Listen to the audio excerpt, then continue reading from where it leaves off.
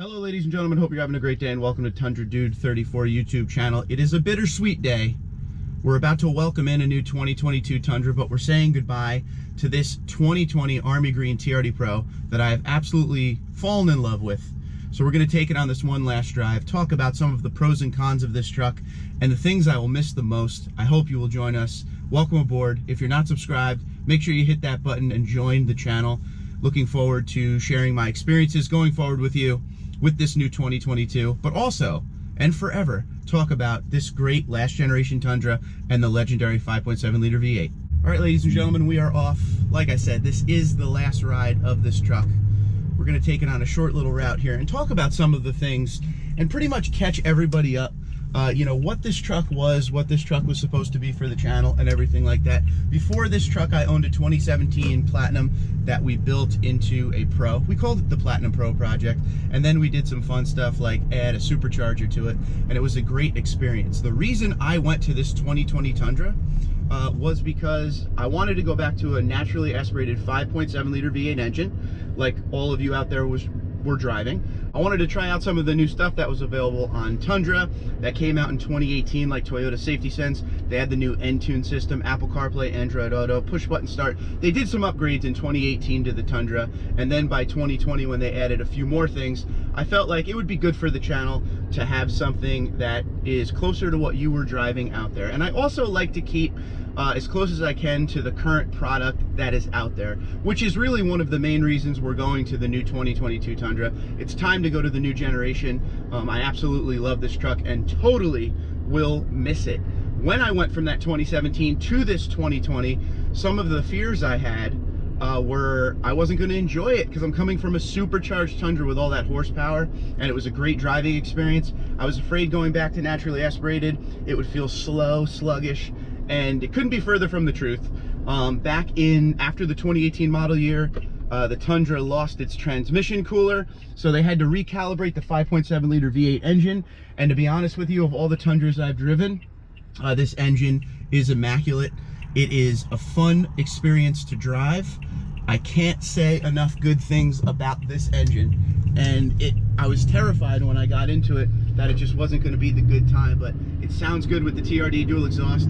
It's very responsive. The 6-speed transmission works very well. It's mated properly. It doesn't ever feel slow, sluggish. It doesn't feel like it's in the wrong gear. It's not searching around. Everything with it is just a good driving experience. I've never had a bad driving experience driving up into the mountains, on flat roads, nothing. Everything has been a great time and a fun driving experience. Another thing that I really wanted to see if there was a difference between the old TRD Pro setup with the Bilsteins on it versus the TRD Pro that they offered after 2019 that had the Fox suspension. And this Fox suspension is absolutely amazing. It is very comfortable going down the road, even if you're not someone who takes your truck off-road.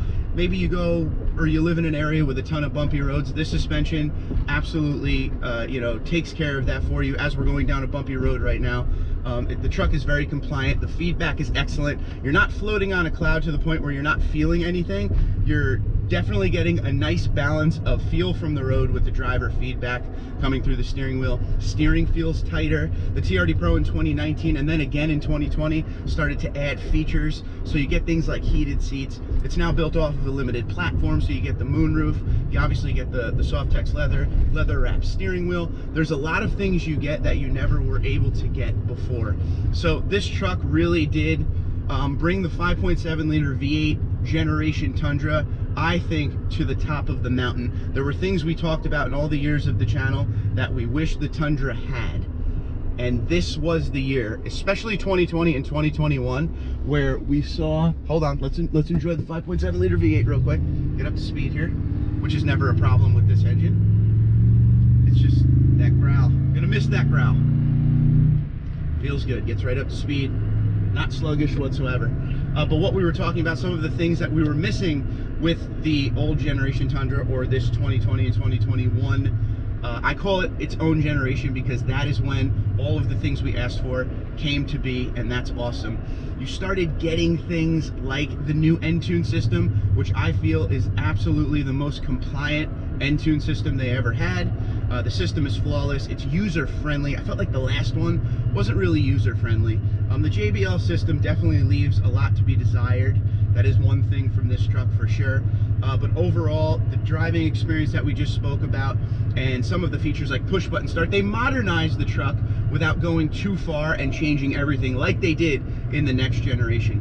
If you're a fan of that 5.7 liter V8, and I know a lot of you out there are, and you own or can buy one of these later generation Tundras, you're still in good shape because you're getting a lot of modern amenities with an engine that's going to last an extremely long time. So if you're not someone who likes the new gen, or you want to wait a few years while they work all the bugs out, this is definitely the direction that you're going to want to go. You're going to be in this thing, you take care of it, 500,000 miles. There's million-mile Tundras out there. As far as just sitting in the seat and being behind the wheel here, it's very comfortable. As you know, the driver compartment is nice and wide open, but you're still separated from your passenger, which is something I absolutely love. And in the new generation, they do that as well. Your own driver compartment is important. You don't have water bottles falling on the floor in the passenger side and then rolling under you.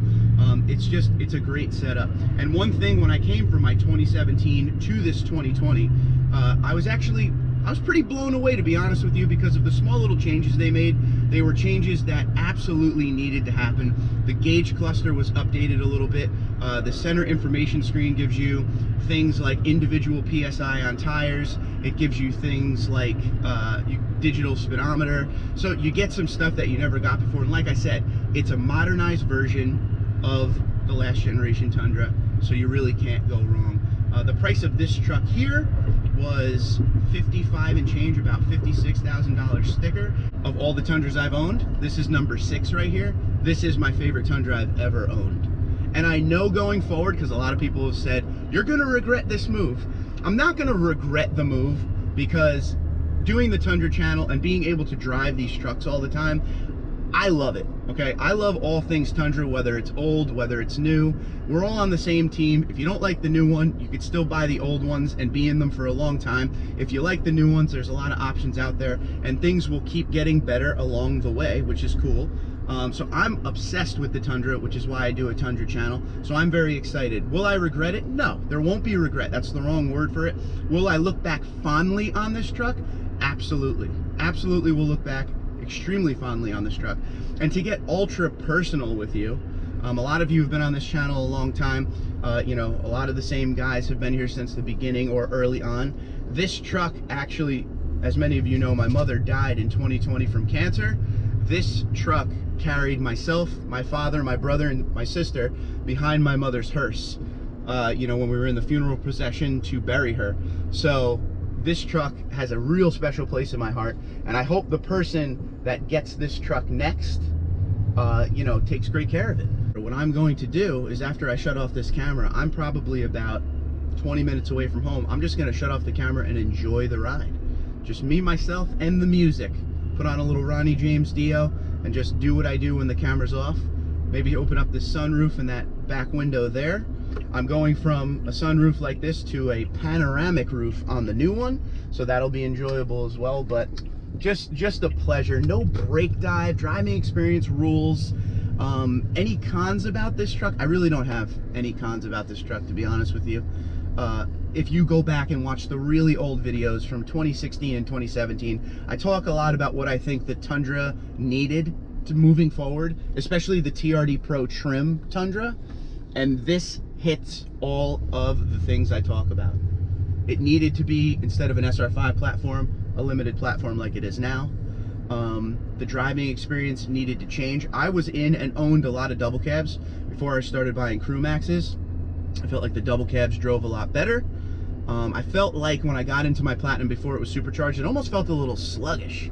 But what they've done to recalibrate this engine after the loss of the transmission cooler after the 2018 model year, high five Toyota, because this thing rides beautifully, runs beautifully, engine response is amazing. So there's really not many cons. I got this truck before the pandemic, before any of that, so the price was right. I didn't have to go crazy with these insane markups that they have everywhere. So, you know, just a good experience.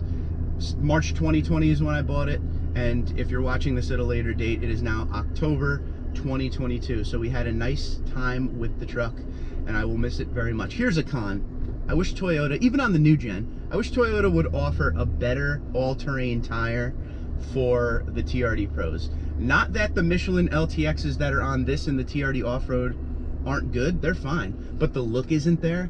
I wish they would offer something like a BFG KO2. I guess that's my one con, but pros are endless. That's all I got.